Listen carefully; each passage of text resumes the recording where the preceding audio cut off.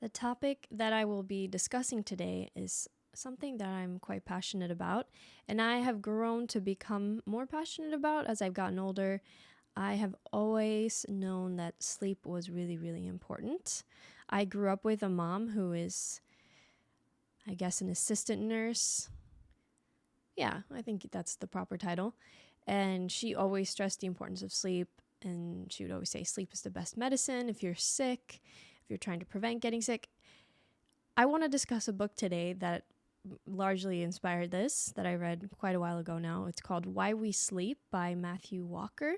I had a hard time reading this. It made me quite emotional, and I think it's because I was thinking about all the people that I know who don't get enough sleep, and it kind of worried me because I think we don't realize how important sleep is.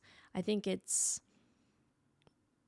seen as this weakness almost, like, oh, come on, you got to push through and you can do this. Sleep is an indulgence. It's like this nice treat when sleep is one of the most vital things that we need to function, even more important than eating.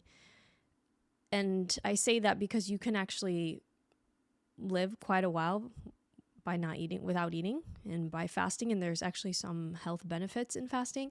There are no health benefits in losing sleep. There are no pros in, pulling a bunch of all-nighters. In fact, it just leads you closer to death. It's super dangerous, super unhealthy. Yet we have this society where we tell people, F sleep, get rich, go, grind it out. I see so many, I mean, I don't really go on Instagram anymore, but when I used to, I would see so many people post like, sleep is for the weak, or, I haven't slept all night, but I'm at it. And I'm like, it's not impressive to me. I don't get that culture. I don't understand how it's seen as something positive. When I hear someone tell me they haven't slept, or, yeah, I'm not sleeping or whatever, I think it's the equivalent of someone bragging about, I haven't used the bathroom in 2 days. Like, go use the bathroom. I don't know. For me, it's just a function. It's not like something that you do for fun. Although some people do. Some people overindulge in sleep. They sleep too much, or they use it as behavior to avoid their responsibilities and what they need to do in their life. But that's not really what I'm talking about today. I'm talking about some things that have helped me, because I have struggled with sleep on and off. I never did growing up. I shouldn't say that. In high school, I probably didn't sleep as much as I should have. I was definitely up until sometimes 3, 4 a.m. watching. Well, I think that's kind of normal. When you hit those teen years, you want to be up and play games, watch TV. And that's when I would catch up on all my shows. And then I would go to bed, get up by like 8. My school started pretty late, like 9:15. So I could probably sleep until about 8. So I got a good 4 or 5 hours, which is not enough. And then I would come home and nap. I was a big napper in high school. I would nap 3, 4 hours, sometimes 5 hours, which is not smart, which is why I was able to stay up until, 3 or 4 o'clock in the morning. It wasn't a good routine, but for the most part, I've had pretty good sleep until I want to say I just moved to LA, so this would have been 2019. I was really struggling to find work, and I was in and out of job interviews. In my first few months here, I probably had at least 40 or 50 job interviews. I was really struggling to find work. I was also being very stubborn because I thought, I'm graduated now. I graduated college a few months ago. I have a degree. I had these expectations of what you should get. But in the real world, you realize that having a degree doesn't really mean anything. I mean, it does, depending on what field you're in, but definitely not the degree I got. It was kind of useless, which I was warned. I had people warn me that if you get a communications degree or media, I don't even know what my own degree is. I don't know. I guess it falls under the communications degree. And yeah, it was kind of useless. And I was stubborn. I didn't want to sell phones and all the stuff that I would do temporarily. So I kind of struggled with a little bit of depression. At one point, I think I was pretty depressed, like didn't want to get out of bed for the day level depressed, which sucked. I was Also struggling with insomnia. Like I would stare at the ceiling until 4 or 5 o'clock in the morning, just staring at the ceiling. So I decided to start taking edibles, which was recommended to me. At that point, I'd never tried anything for sleep. Maybe melatonin, that would be it. But that's just like it's very mild. It's like a supplement in comparison to anything else. And edibles definitely help my sleep. At one point, though, I was taking them every night, I feel like, just to fall asleep. And I also didn't like getting high, which is what edibles are. They get you high. And I just wanted to sleep, and I was desperate to find something that would work. So I kind of gave up on that. And I've realized with time that sleep is something that has to be routine, which is crazy that at no point in my life had I realized that or been taught that. And I have never had a routine around sleep. I can pretty safely say that at no point in my life have I ever woken up and gone to bed around the same time every day. I don't think I've ever done that, ever. Maybe, obviously, not including when I was like a baby and toddler, I was probably on a good routine then. But I'm saying when I was in control of my sleep, I don't think I ever had any routine. It was just kind of like stay up late if it was a weekend, or if I didn't have work the next day. And still to this day, I kind of do that. I'm still struggling to get into that routine of waking up and going to bed at the same time, which is pretty much the key to sleep. If you're struggling with sleep, going to bed at the same time and waking up at the same time is really like one of the main solutions. And I didn't realize that when I was taking edibles, because I would lay up all night not realizing that I wasn't able to fall asleep because my body wasn't in a routine, or that's what I would do consistently. And as hard as it is to do, I would say my recommendation would be to focus on that, on trying to establish a routine that works.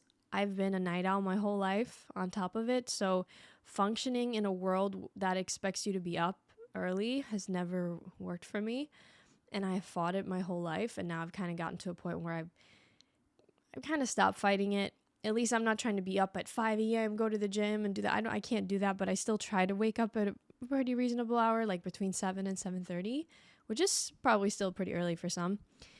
But it's also because, my schedule forces me to do that. And I've always had an inconsistent schedule with what I do. Working on set, you're going to have different call times. Sometimes you work overnight. Sometimes you're... I feel like my routine is always changing and I have to adapt. I think most people know the importance of sleep. Maybe not just how important it is. After reading the book by Matthew Walker, and he's a sleep expert. He lives and breathes anything related to sleep. After reading that book, I definitely gained a lot of knowledge that I didn't have previously. And it's the kind of book you read and then you go, I'm never going to miss a night of sleep ever again after reading this, because you can't unknow what you learn after you read it, how important it is. And there was I don't remember exactly what it said, but he had an example where he was saying if you had an ad in a magazine advertising, if you want better skin and a great immune system and you want to look and feel younger, you want better skin, you want better digestion and better energy, focus, memory, all these things.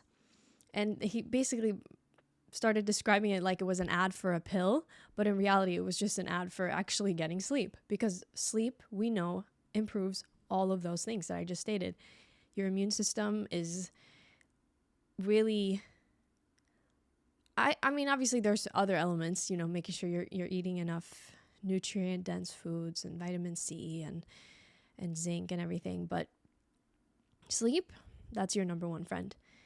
And this is what I learned. So I wrote this down. Beta amyloid, I might be saying that incorrectly. Beta amyloid plaques, which are built up in the brain.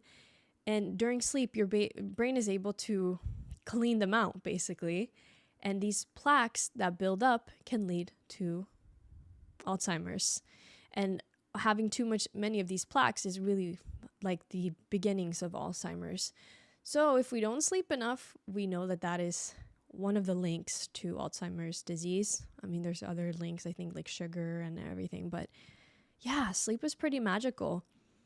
And it doesn't really require much other than a little, well, maybe it does. In today's world, it definitely does, because we don't prioritize sleep. The world that we live in kind of sees sleep as a weakness. The book kind of talks about that as well.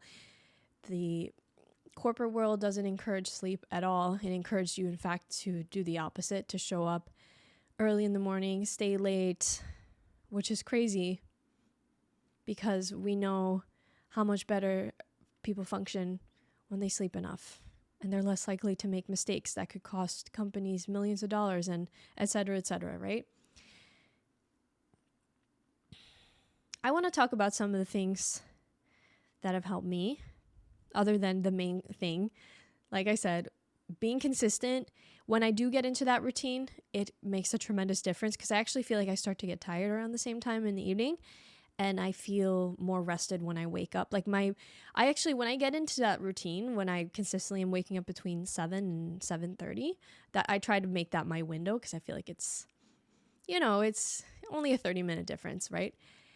And I will sometimes feel that my body will wake up without even having to set an alarm, which maybe isn't this revolutionary concept for people who have normal sleep patterns. But for me, who has never had a normal sleep pattern, that is mind-blowing to me, that I can just wake up naturally, because I've never ever I've never ever felt like I've been able to wake up and feel rested.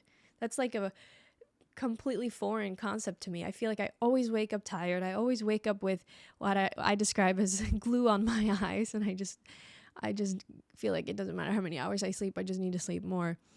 But it is largely because I don't have a consistent sleep schedule. And sleep is kind of tricky, because sometimes you need more sleep, other times you need maybe not as much, especially if you're recovering from something, if you're not well, if you're sick, your body's fighting something off, if you're doing something that's really tiring, all these different factors. So I know that they recommend 7 to 9 hours. I know some people say that women need even more, even upwards of 10 hours, which is kind of crazy for me, because I'm like, that's how much a toddler needs. Like, I think a toddler needs 10 to 12 hours. And I'm like, that's kind of crazy for me. I don't think I can give myself 10 hours for sleep every night, because that would mean you'd need to give yourself a 10.5-hour window, right? Because your window that you give yourself needs to be longer than the time you're planning to sleep, because it takes a while to get into bed, to actually fall asleep, to get up. So consistent sleep times, that's my number one tip. And that is, in general, any sleep expert will probably tell you that. This is my other one that I have found to be very helpful, because I am, like I already stated, I'm a night owl. I'm also a creative. So when I think of all my great ideas, I'm either usually in the shower or taking a walk, or late at night when I'm trying to sleep. It's like everything hits me. I need to do this tomorrow. I can't forget to call this person and write up that. Oh, I have this great idea for a video, or this short film that I want to do. And all these ideas just hit me all at once. And then if I find that I'm reaching for my phone to write them down, because I don't want to forget, I don't have the greatest memory. Plus, those ideas kind of tend to just, they go away as quickly as they come. So I'm looking at my screen, and that's waking me up, right? Because of all the, blue light. And now it's making it even harder to fall asleep. These are the things that I've found that work really well. One of two, or do both, whichever you want to do. This is my recommendation. I have a Google device. So if I say, I don't want to trigger it right now, but if I say the words hey and then the word Google, or Alexa, whatever device, a lot of people have those, or Siri, I guess, if you have an iPhone, have them write down the note for you. Like, hey, can you create a note or remind me to? So I will use that function. Actually, just realizing right now, I don't do that on my Google device. I don't think that has the ability to create a note for me. So yeah, I definitely use Siri. And the other one, if you want to go more old school, pen and paper. It is the best thing to just keep right next to your bed, your nightstand. You have an idea, you just write it down. Oh, I got to remember to call this person tomorrow, respond to that email. Don't go and do it when it's your designated time for sleep. Don't go and take care of that task unless you have to, if it's like a deadline or something. But if you're on top of things, try not to do it right then and there. Just write it down. And you can do it first thing in the morning, first thing tomorrow. Prioritize sleep. We don't prioritize sleep enough. It is really frustrating. It is frustrating when you are someone who prioritizes it, and you live in a world that kind of mocks you for it. It's really frustrating. Yet somehow we do prioritize it for like kids. If you think about it, kids really, well, at least in my experience, most kids seem to, their parents are always like, have their strict bedtimes and everything. But when it comes to when you're an adult, it's like, whatever. Oh, another thing that I learned from the book. Actually, I've heard him mention this before. I've seen clips of Matthew Walker. You may have probably seen him on social media. The blonde guy. I was going to say Australian, but I think he's British. I'm not sure. He mentions that your core body temperature actually has to drop by a couple degrees, I think 2 or 3 degrees, in order for you to fall asleep. So something that could help is taking a bath or a hot shower, so that as soon as you get out, your core body temperature will drop. It'll help. Sleeping in a room that's cooler is also great. I will turn the AC on and just bundle myself up in blankets. And it does seem to help me stay asleep, because being too hot, it's harder to fall asleep, and it can also make you wake up in the middle of the night, which honestly is, as I'm getting older, I'm finding that to be more of the trouble, is falling back asleep once I've woken up in the middle of the night, especially if I have bad dreams, and I have them a lot. I feel like I'm always just having nightmares, and I think it's because of the stress I experience throughout the day. My brain kind of concocts these weird dreams where it's a mixture of the stress I'm going through and some random weird stuff that isn't real, and it's just like this weird, how dreams are, they're weird. So that's not a fun time when you wake up and you're like, great, now I'm awake for the next hour. I actually had this the other day. This is so dumb, but I'm emailing with someone back and forth. We correspond via email, and I wrote something kind of dumb, and I was agonizing over it. Like, not after I sent it, it was fine. But I woke up at like 4:30 in the morning or 3:30 in the morning, and I thought, how could I say something so stupid? And it was to the point where I was awake for an hour and a half just thinking about, how could I be this dumb?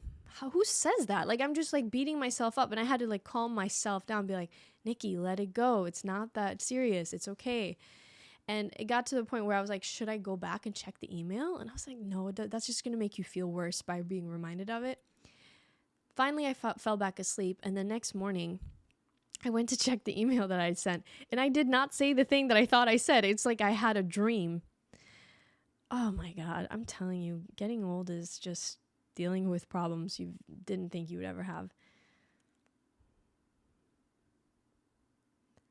No screens. That's another obvious one. We all know. Try not to have a screen near your face 30 minutes at least to an hour before bed. I try to finish up with my phone stuff and everything, and I really do try to put it away. So it's away from me when I'm about to go to bed, and that's when I would start my routine, brushing my teeth, flossing, brushing, that whole routine, and doing my skincare. Working out is another one. There are lots of benefits to working out, but especially working out in the morning is great.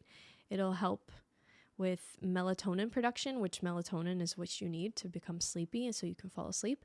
But you don't want to do too close to bed, because then it will have the opposite effect. It'll probably just keep you awake, especially if you take caffeine, pre-workout coffee or anything before you work out. Not a great idea to do late in the evening. Probably going to keep you awake. Let's see. What else do I have?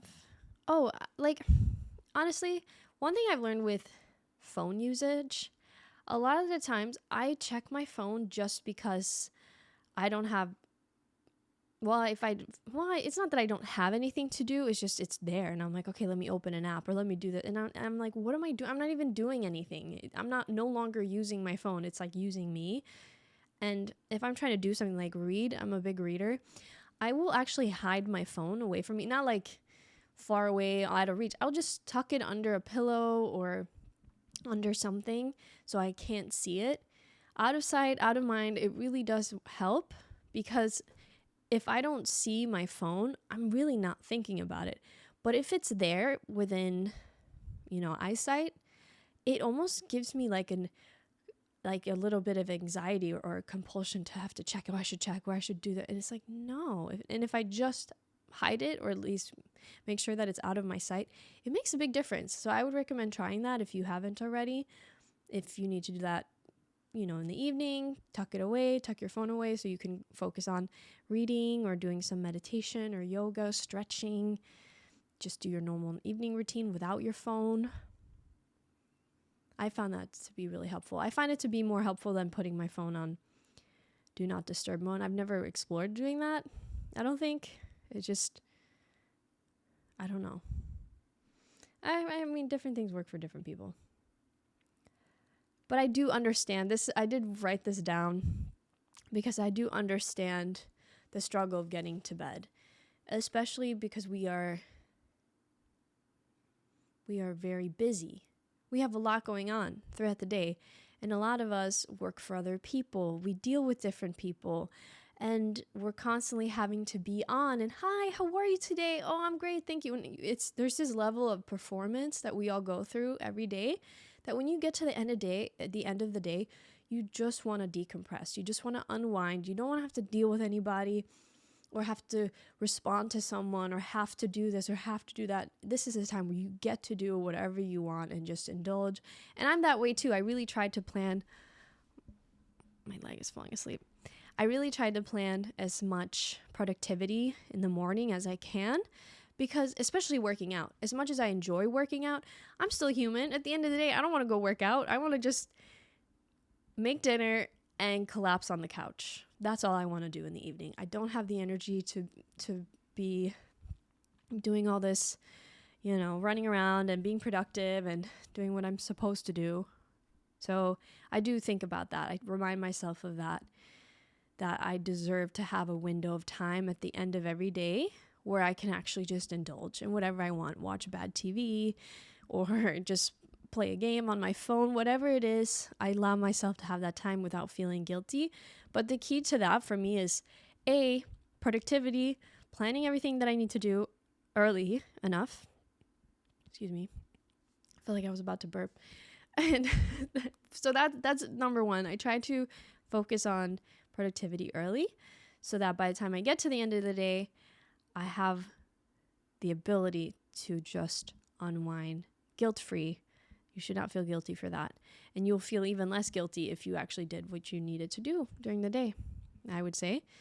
And allow yourself that time, because I think we all need that decompression time in the evening. But again, I think the key to having a good night's rest and getting to indulge in what you want to do in the evening is making sure that you plan that early enough. And it's hard. I know some people are like, but I get off work at 7. And I used to do that. My camera shut off here.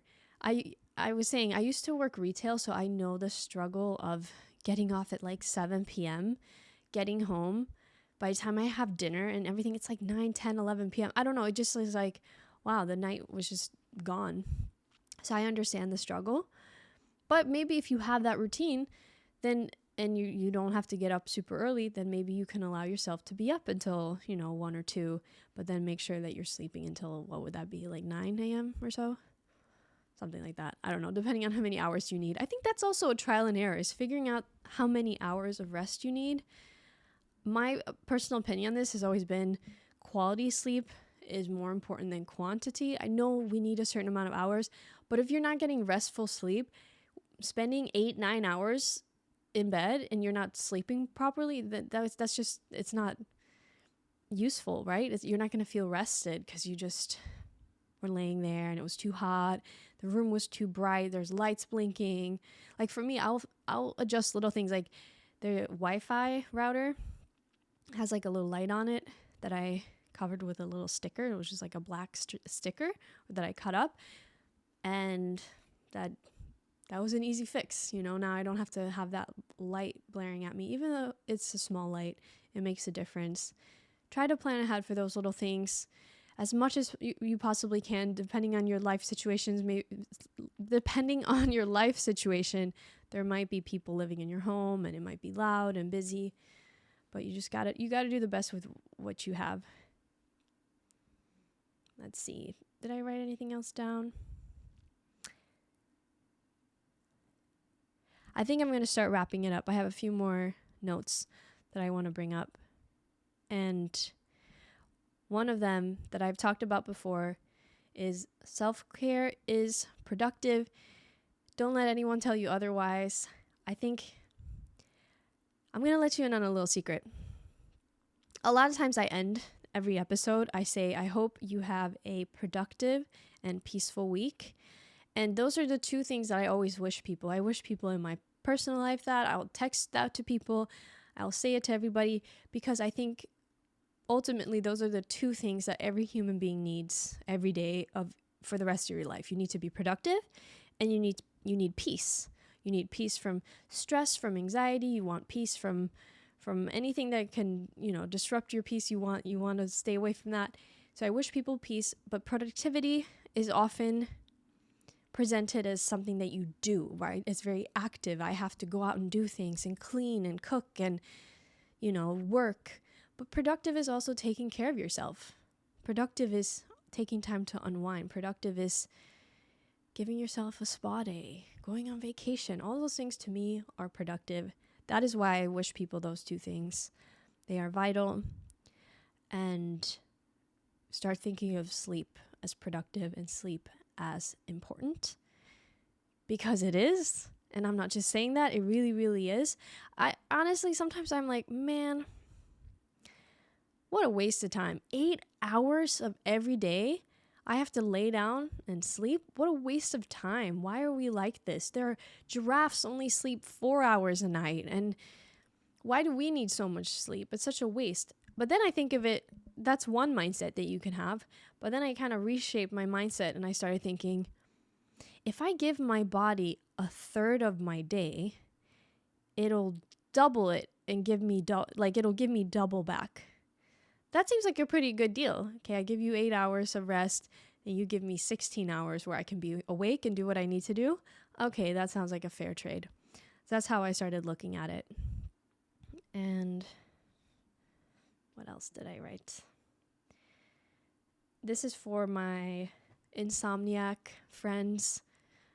I know the struggle. I know how hard it is sometimes when you can't fall asleep. Again, I urge you to try some of the tips that I talked about today. I urge you to read books, like Why We Sleep is an excellent resource. They also give out a good list of recommendations for better sleep. You can take a look at that. There are other mediums that you can look for. You can look for other books and other content on sleep if you're trying to improve it. But just know this, sometimes it's hard to get sleep because we're going through a lot of stress in our life. We have a hard time settling down. Maybe there's something looming over you. Just know that rest is important. Even if you're not able to sleep, just physically resting your body is important. Don't beat yourself up if you're unable to fall asleep. Sleep is one of those weird things, because the more you think about it, like, I got to go to sleep. You're looking at, your clock or your phone, and you're like, oh, it's so late. I got to go to sleep. That anxiety will keep you awake, which is the irony. Being able to fall asleep is being able to let it go, so you can just allow your body to fall asleep, right? Because that's really what it is. You're not actively going, okay, I got to go to sleep now. It's more like resting and allowing it to happen. But again, rest is really important. So if you can just get rest, know that that's a great thing for your body as well. And if you really, really can't sleep and you're having that anxiety, like they say, don't stay in bed. Get up, do something that might get you a little bit tired, or have a glass of milk, the good old-fashioned way. You can have a warm milk or some tea. Try again to stay away from screens. maybe read. Reading always seems to make me sleepy. If I read enough, it'll make me feel sleepy. I don't want to make this too long. I know I've been making kind of longer episodes here lately. We're at 30 minutes. I think that's a good place to end it. I hope you were able to take something with you today. Good luck in your sleep journey. I know the struggle. If you're going through it, I know what you're going through. If you have any other questions, feel free to ask, or tips. I always welcome any tips. And have a productive and peaceful rest of your week.